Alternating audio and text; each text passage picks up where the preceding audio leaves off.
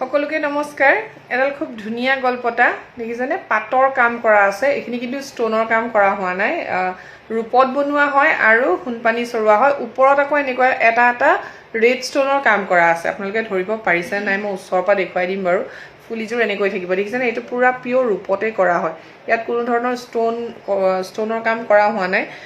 গুটেটো যেতিয়া ৰূপত হয় তেতিয়াতো জানি ৰূপ কিমান লাগে এটা গহনাত নহয়নে আৰু ফ্ৰেমটো আকৌ ৰূপত কৰা হৈছে তাত আকৌ ষ্টোন ৱৰ্ক কৰা হৈছে যেহেতু সেই কাৰণে সেটটোৰ দাম অলপমান হ'বই বহুতে কয় যে ইমান দাম যেহেতু ৰূপৰ বস্তু বা সোণৰ বস্তু হ'লে দামটো অকনমান হ'বই মই অকনমান আপোনালোকক ওচৰৰ পৰা দেখুৱাই দিওঁ সেটটো চাওকচোন কি ধুনীয়া কাম কৰা আছে দেখিছেনে সিম্পলত এটা ধুনীয়া সেট হয় ৰেড ষ্টোন ৱৰ্ক কৰা আৰু এইটো গুটেটো পাতকে বনাই থোৱা আছে দেখিছেনে বিৰাট ধুনীয়া